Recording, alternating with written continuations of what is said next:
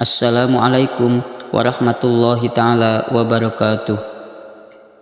Hamdan wa syukran lillah amma ba'du.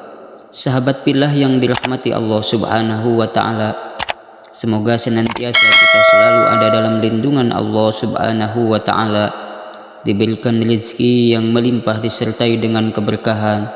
Yang mempunyai hajat, semoga hajatnya terpenuhi dan terkabul, amin ya Allah ya Rabbal Alamin.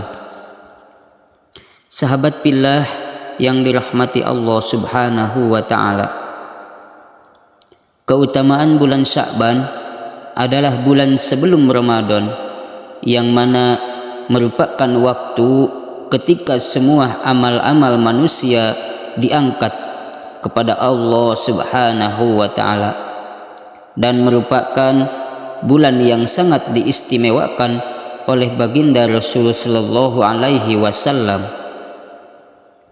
Bulan Sya'ban merupakan salah satu bulan yang diistimewakan Rasulullah sallallahu alaihi wasallam. Hal ini sebagaimana hadis yang diriwayatkan Usamah bin Zaid bahwa Rasulullah sallallahu alaihi wasallam pernah bersabda, "Itulah bulan yang manusia lalai darinya, ia bulan yang berada di antara Rajab dan Ramadan, yaitu bulan yang berisikan berbagai amal. Perbuatan diangkat kepada Rabb semesta alam. Aku senang amalku diangkat ketika aku sedang berpuasa." Rasulullah Shallallahu Alaihi Wasallam mengistimewakan bulan Sya'ban karena pada waktu tersebut amal-amal manusia diangkat kepada Allah subhanahu wa ta'ala. Di sisi lain, bulan Sya'ban merupakan bulan persiapan menuju Ramadan.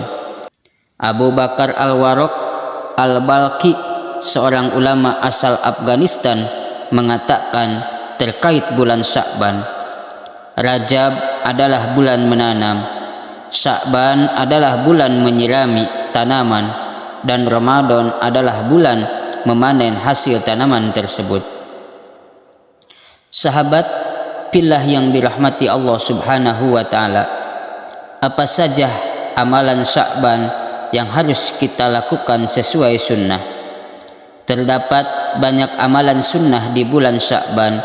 Berikut ini beberapa amalan bulan Sya'ban sesuai sunnah yang dapat kita lakukan. Yang pertama, puasa Senin Kamis, Ayyamul Bid, dan puasa nisfu Sya'ban. Salah satu amalan sunnah yang dicontohkan Rasulullah Shallallahu Alaihi Wasallam ketika bulan Sya'ban adalah puasa. Hal ini sebagaimana hadis yang diriwayatkan Abu Salamah bahwa Aisyah radhiyallahu taala anha pernah berkata terkait amalan puasa yang dilakukan Rasulullah Shallallahu Alaihi Wasallam di bulan Sya'ban berikut. Rasul Shallallahu Alaihi Wasallam tidak pernah melaksanakan saum atau puasa lebih banyak dalam sebulan selain Sya'ban. Beliau melaksanakan saum pada Sya'ban seluruhnya.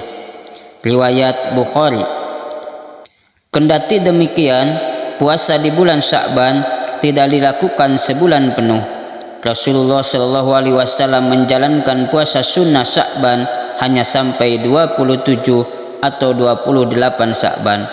Hal ini sebagaimana hadis yang diriwayatkan Abu Hurairah bahwa Rasulullah Shallallahu Alaihi Wasallam pernah bersabda, "Janganlah kalian mendahului puasa Ramadan 1 hari atau 2 hari, kecuali puasa yang biasa dilakukan oleh seseorang, qada puasa Ramadan, maka silahkan ia melakukan puasa tersebut." Adapun niat puasa Sya'ban yaitu nawaitu sauma hadal yaum an adai sunnati Sya'bana lillahi ta'ala. nawaitu sauma hadal yaum an adai sunnati sya'bana lillahi ta'ala, yang artinya aku berniat puasa sunnah Sya'ban hari ini karena Allah subhanahu wa ta'ala. Yang kedua, sedekah. Sedekah menjadi amalan sunnah yang sebaiknya dilakukan umat Islam ketika bulan Sya'ban. Sayyid bin Alwi bin Abbas al-Maliki dalam kitab Madafi Sya'ban menuliskan bahwa Ibnu Rajab al-Hanbali radhiyallahu ta'ala anhu mengatakan, kami menerima riwayat dengan sanad dhaif dari Anas radhiyallahu ta'ala anhu yang mengatakan bahwa ketika masuk bulan Sya'ban umat Islam tertunduk pada mazhab Al-Quran. Mereka menyibukkan diri dengan tadarus dan mengeluarkan harta mereka untuk membantu kelompok duafa dan orang-orang miskin dalam menyongsong bulan Ramadan. Yang ketiga, membaca Al-Quran. Membaca Al-Quran sebaiknya dilakukan ketika bulan Sya'ban sehingga akan terbiasa ketika Ramadan. Syahrul Quran, Ramadan bulannya Al-Quran. Hasan bin Sahal pernah meriwayatkan pertanyaan bulan Sya'ban kepada Allah subhanahu wa ta'ala. Mengapa ia ditempatkan di antara dua bulan agung, yaitu Rajab dan Ramadan? Aku menjadikanmu sebagai bulan untuk umatku bertadarus. Yang keempat, salat tahajud.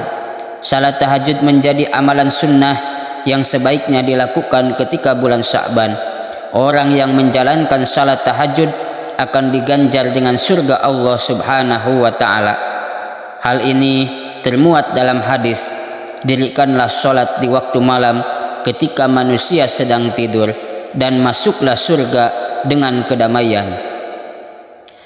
Sahabat pillah yang dirahmati Allah subhanahu wa ta'ala, adapun salat tahajud adalah kunci kesuksesan kita mempunyai rezeki, mendapatkan rezeki, dilancarkan rezeki. Yang tadinya punya hutang, insya Allah hutangnya akan terbayar dengan kita rajin melaksanakan salat tahajud. Yang tadinya sulit dalam masalah keuangan, dalam masalah pekerjaan, insya Allah dengan izin Allah salat tahajud adalah solusinya. Yang kelima, berdoa. Rasulullah Shallallahu Alaihi Wasallam mengajarkan berdoa ketika menyambut bulan Sya'ban. Salah satu doa yang diajarkan Rasulullah Shallallahu Alaihi Wasallam ketika menyambut bulan Sya'ban termuat dalam hadis dari Anas bin Malik. Apabila Nabi Muhammad Shallallahu Alaihi Wasallam memasuki Rajab dan Sya'ban, beliau selalu mengatakan, Allahumma barik lana fi Rajaba wa Sya'bana wa ballighna Ramadana. Yang artinya, ya Allah, berkahilah kami pada bulan Rajab dan Sya'ban, serta berilah kami berkah pada Ramadan. Sahabat pillah yang dirahmati Allah subhanahu wa ta'ala, itulah keutamaan dan kedahsyatan atau keagungan bulan Sya'ban yang penuh mulia ini. Semoga kita semua bisa melaksanakan, bisa beribadah, bisa beristiqomah di dalam bulan Sya'ban ini sampai nanti kita menjelang bulan Ramadan. Sahabat pillah yang dirahmati Allah subhanahu wa ta'ala, mungkin itu saja yang bisa saya sampaikan. Semoga bermanfaat. Wallahu a'lam bissawab.